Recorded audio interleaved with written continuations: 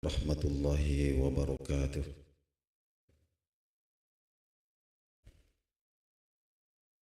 Alhamdulillahi rabbil alamin, rabbis samawati wal ard. Wa afdalus salati wa tammut taslim ala sayyidina maulana Muhammadin khatamin nabiyyin wa alihi wa sahbihi ajma'in. Wa qul rabbi shrah li sadri wa yassir li amri. Thumma amma ba'du. Qala al-muallif rahimahullahu wa nafa'ana bi ulumihi. Al-hadithul arba'un Igtinamud dunya lil fawzi bil akhirah ila akhiril ibarah. Alhamdulillah, Bapak Ibu ma'asyiral muslimin wal muslimat, subuh hari ini kita kembali bersyukur kehadirat Allah Subhanahu wa taala dan ucapan alhamdulillah.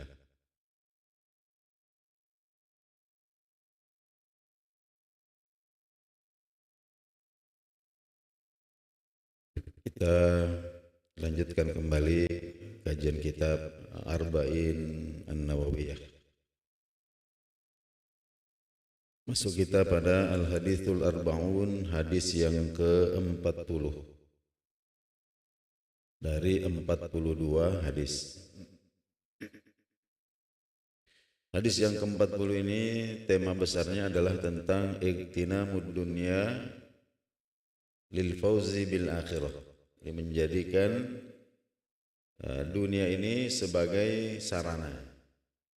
Igtinamud dunya, menjadikan dunia sebagai sarana, sebagai alat atau sebagai kendaraan lil fauzi bil akhirati, untuk keselamatan akhirat. Hadis ini disebutkan oleh Imam Al-Bukhari dari sahabat Rasulullah sallallahu alaihi wasallam, yaitu Sayyidina Abdullah bin Umar radhiyallahu anhuma. Wala, beliau berkata, akhadha Rasulullah sallallahu alaihi wasallam bimankibayyi. Rasulullah sallallahu alaihi wasallam pernah memegang pundak saya,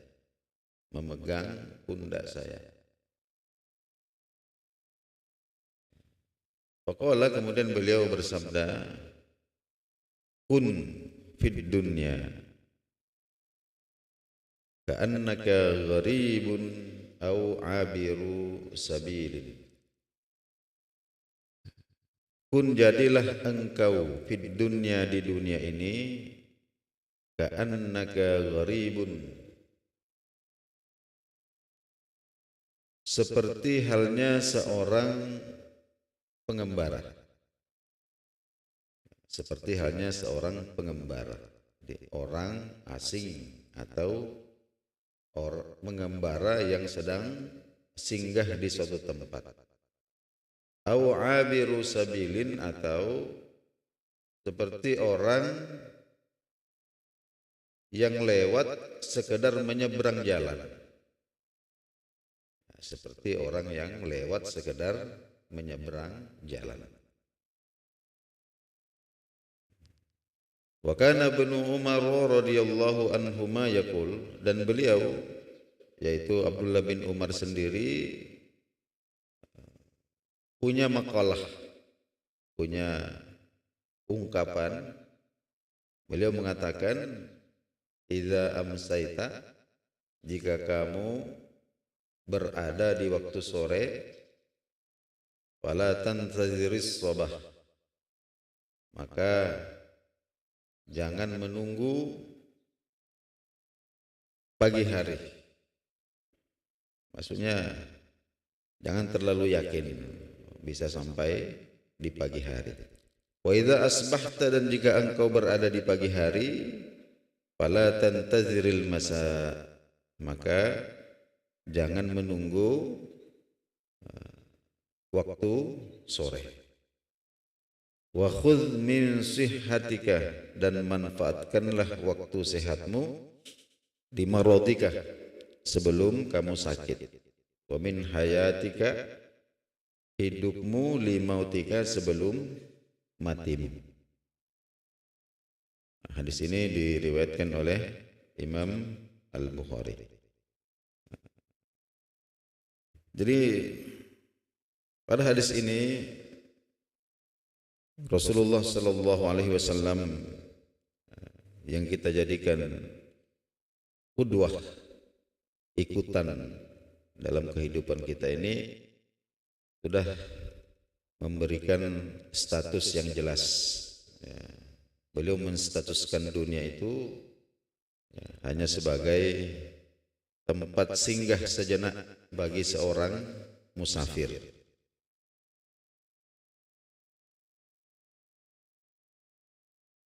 Oleh karena itu ada beberapa poin yang ingin kita kaji pada subuh hari ini terkait dengan hadis ini. Yang pertama tentang makna dunia itu sendiri.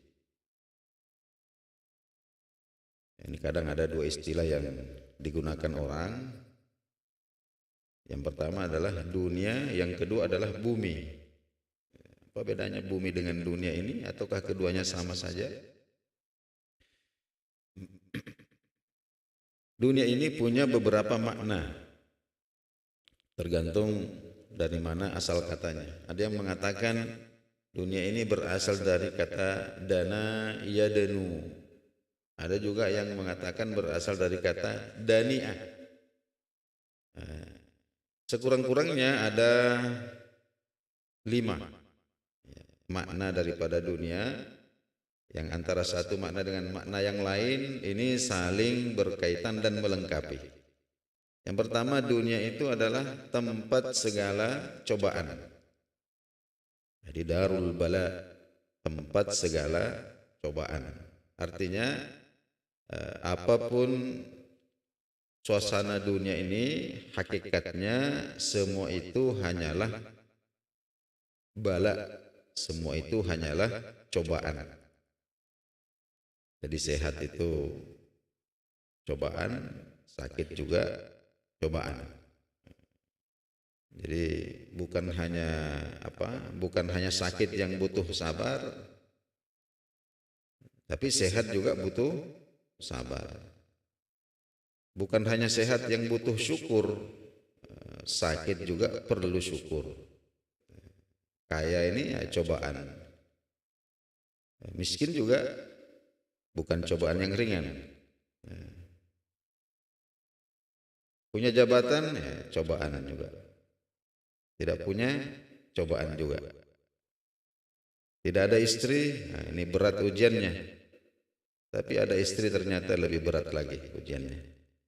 Ini jadi apapun suasana dunia ini semuanya bermuara pada satu hal, yaitu itu cobaan. Kenapa? Karena memang dunia itu maknanya adalah darul bala, tempat ujian, tempat cobaan. Kemudian makna yang kedua, dunia itu adalah al-hayatul ula. Jadi kehidupan yang sekarang ini, kehidupan yang sekarang ini, al-hayatul ula, kehidupan yang sekarang ini. Kalau yang nanti itu disebut al-hayatul akhirah, kehidupan mendatang. Kemudian selanjutnya dunia itu juga diartikan sebagai segala sesuatu yang bersifat materi, bersifat kebendaan yang tidak kekal. Sementara, kita sudah sering mendengarkan dunia sementara, dunia sebentar saja. Nah, itu segala sesuatu yang bersifat materi, kebendaan yang sifatnya tidak kekal, ada awalnya. Karena ada awalnya pasti ada akhirnya. Kemudian yang keempat, disebutkan bahwa dunia itu adalah tempat kenikmatan-kenikmatan yang sifatnya rendahan. Nah, disebut sebagai kenikmatan duniawi. Duniawi itu maknanya nikmat-nikmat yang sifatnya rendah. Jadi adapun hasrat-hasrat duniawi itu adalah hasrat-hasrat yang levelnya itu rendahan. Nah, rendahan. Ini lawan katanya adalah ukhrawi. Ukhrawi itu adalah tempat kenikmatan-kenikmatan yang levelnya tinggi, lebih hakiki. Kemudian yang terakhir disebutkan bahwa dunia itu adalah seluruh peradaban manusia atau keadaan manusia secara umum yang terjadi di muka bumi ini. Kalau gampangannya kita ngomong, bumi ini adalah panggungnya, sedangkan dunia itu adalah dramanya, sandiwaranya. Itu namanya dunia. Jadi sandiwara yang terjadi di muka bumi ini itu disebut dunia. Jadi semua hiruk pikuknya, semua tipu-tipunya, itu namanya dunia. Panggungnya ini namanya bumi. Itu kita dari segi bahasa. Namun Nabi kita Shallallahu Alaihi Wasallam, ini kembali kita ulangi, sudah menstatuskan bahwa apapun kalian menamakan dunia, dunia itu hanyalah tempat persinggahan saja bagi seorang musafir. Yang namanya musafir ini ya, pada masanya nanti suka atau tidak, rela atau tidak, harus berangkat. Oleh karena itu dalam Al-Quran yang pertama, karakter dunia itu adalah tipuan. Allah Subhanahu wa taala firmankan, ya ayuhan nas, wahai manusia, inna wa'dallahi haqqun. Sesungguhnya janji Allah itulah kebenaran yang sejati. Jadi apa yang Allah janjikan itulah kebenaran yang sejati. Mananya apa? Mananya akhirat. Fala tagurrannakumul hayatud dunya, maka jangan sampai kehidupan dunia ini benar-benar memperdaya atau menipu kalian. Wala yagurrannakum billahil ghurur, dan jangan sampai setan yang pandai menipu ini juga memperdaya kalian. Karena dunia ini ya, sebenarnya tidak indah. Ini negeri yang penuh dengan kekurangan, penuh dengan kesedihan. Akan tetapi setan inilah yang kemudian menghiasi dunia ini sehingga kelihatan indah dalam pandangan mata. Kenapa dikatakan menipu? Kenapa? Karena tidak apapun yang katakanlah dijadikan sebagai tujuan, kalau hanya berakhir di dunia, maka pasti orang itu akan kecewa. Jadi dunia ini dikatakan bukan teman yang bisa dipercaya, bukan teman yang bisa dipercaya. Kalau dia tidak bisa menipu kita, maka dia akan meninggalkan kita. Nah, di sini ada beberapa contoh. Jadi seumpama orang mengatakan bahwa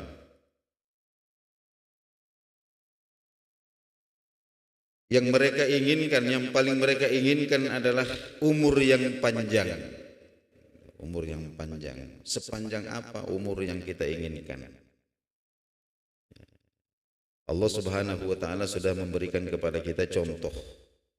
Seorang kekasihnya diberikan nikmat umur yang panjang sampai ribuan tahun. Nabi Nuh alaihissalam. Tapi kalau kita tanyakan kepada Nabi Nuh, kita tanya kepada Nabi Nuh tentang ribuan tahun yang beliau habiskan di dunia, maka beliau akan memberitahukan kepada kita bahwa jika akhirnya adalah kematian, maka selama apapun Anda hidup itu hakikatnya sebentar. Sebentar. Kalau kemudian yang dijadikan sebagai tujuan hidup seseorang itu adalah kekayaan sekaligus kekuasaan, ya, maka Allah Subhanahu wa taala pun sudah memberikan kepada kita contoh seorang kekasihnya, rasulnya, nabinya, yaitu Nabi Sulaiman alaihi salam. Beliau diberikan kekayaan berasal dari lautan, berasal dari daratan. Beliau juga diberikan kekuasaan, ya, kekuasaan yang membentang dari timur ke barat. Ini rakyatnya ini bukan cuma manusia, ya, termasuk binatang, bahkan jin. Jadi makhluk-makhluk gaib ini juga semua ditundukkan dikuasai oleh beliau. Ya. Tapi jika ditanyakan kepada beliau tentang kekuasaan, tentang kekayaan, maka beliau akan memberitahu kita bahwa jika akhirnya adalah kematian, maka sekaya apapun Anda tetap miskin. Dan sekuasa apapun Anda tetap sendiri. Begitu juga kalau obsesi seseorang ini tentang kekuatan, tentang keperkasaan,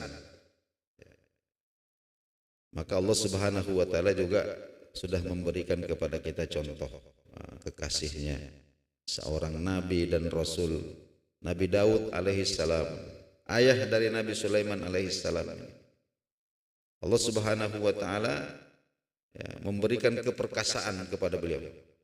Beliau ini ya, melunakkan besi dengan tangannya. Dia tidak perlu pakai api. Jadi melunakkan besi dengan tangan, lalu membentuk sekehendak hatinya. Mau dibikin apa juga, tinggal dibentuk-bentuk saja, pakai tangan. Begitu perkasa, begitu kuat beliau ini. Tapi ketika ditanyakan kepada beliau tentang kekuatannya, maka dia akan memberitahu kita bahwa jika akhirnya adalah kematian, maka sekuat apapun Anda, seperkasa apapun Anda, hakikatnya Anda lemah. Nah, itulah yang dimaksud dengan wamal hayatud dunya illa mataul gurur. Jadi kesenangan-kesenangan dunia itu tidak lain dan tidak bukan hanyalah kesenangan yang memperdaya. Nah, jadi dunia ini nikmat sesaat, kaya sebentar, jadi raja sebentar, jadi presiden sebentar, ya, jadi apa saja di dunia ini sebentar. Nah, sudahlah sebentar, sedikit juga. Ya, inilah hakikatnya. Nah, ini hakikat bagi mereka yang mau sadar. Nah, jadi dunia ini bukan kawan yang bisa dipercaya dalam perjalanan bagi seorang musafir. Ya. Kecuali kalau kita punya niat untuk menjadi penghuni permanen di dunia ini, nah, kita boleh percaya kepada dunia. Tapi kalau kita ya, masih menginginkan kehidupan dengan level yang lebih tinggi, jadi man kana yarju liqa'a rabbih, jadi pertemuan dengan pencipta kita untuk menuntaskan rindu kita.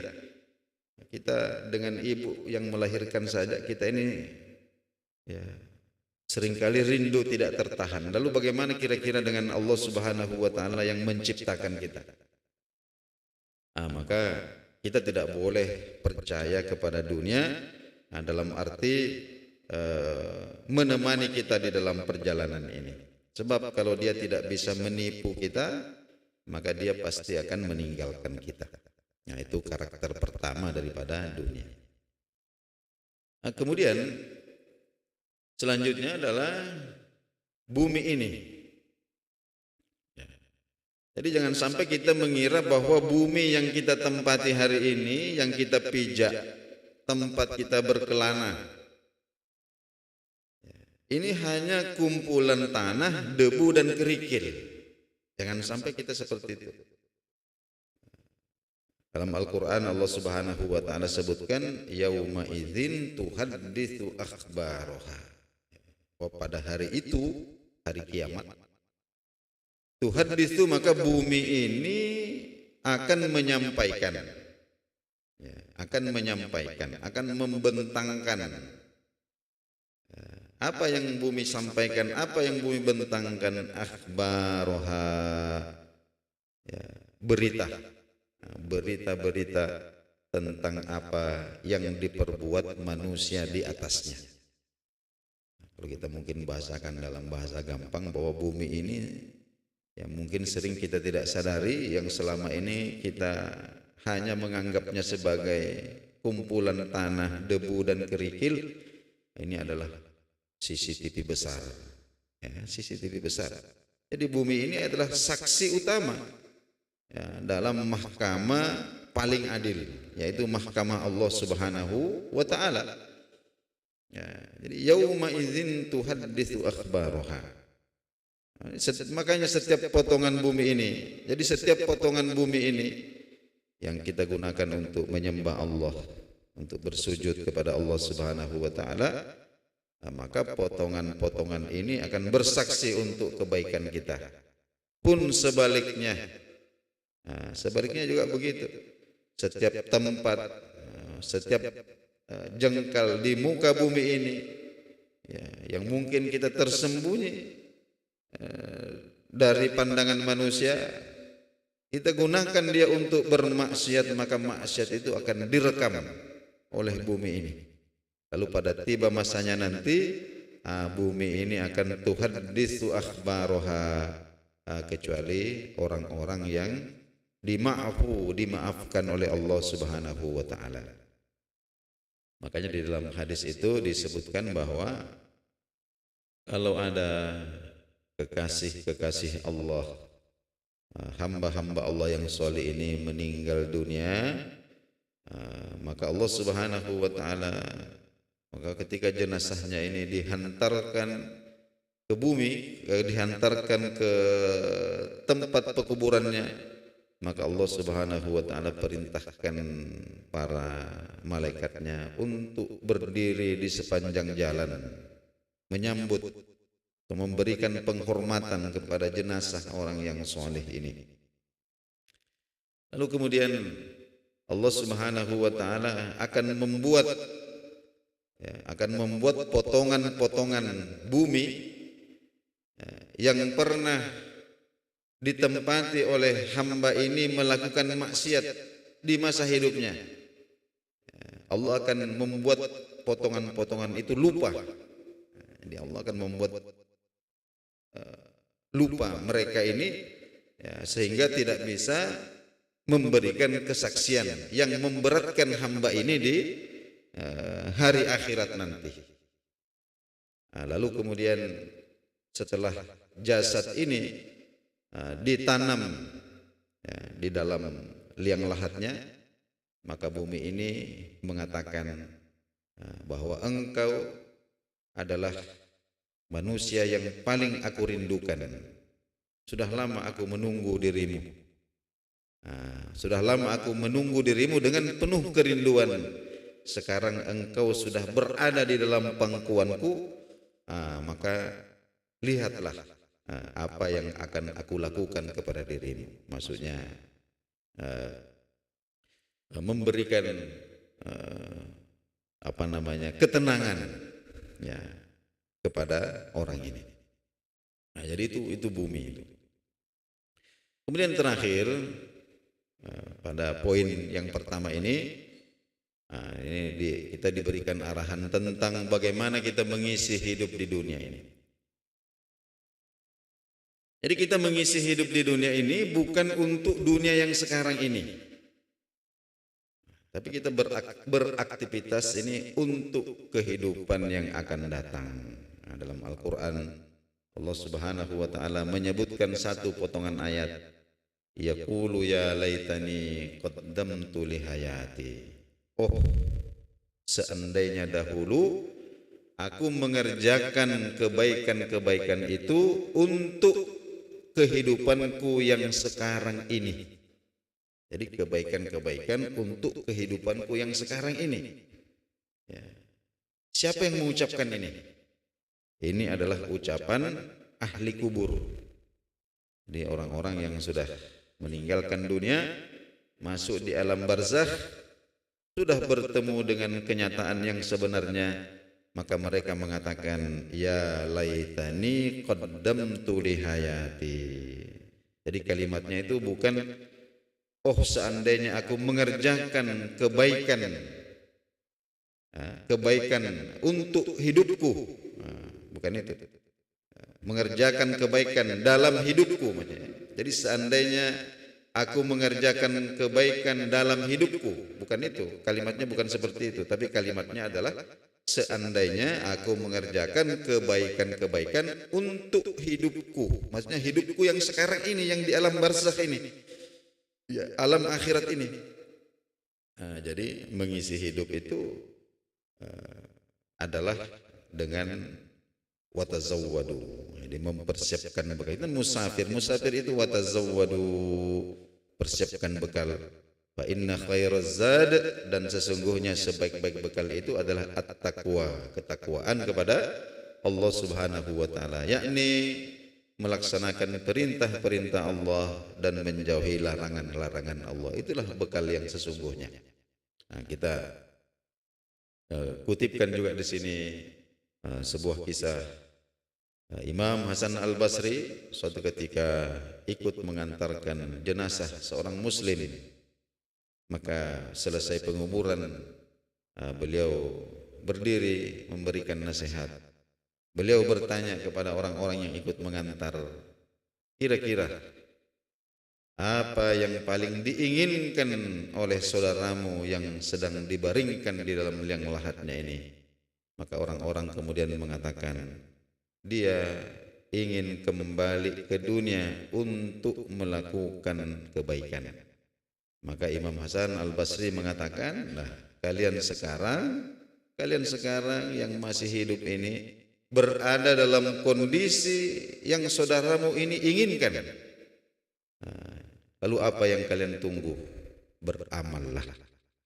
Hadirin hadirat rahimakumullah, inilah poin pertama yang kita ambil faedahnya dari hadis ini tentang hakikat daripada dunia ini. Masih ada satu poin lagi, insyaallah kita akan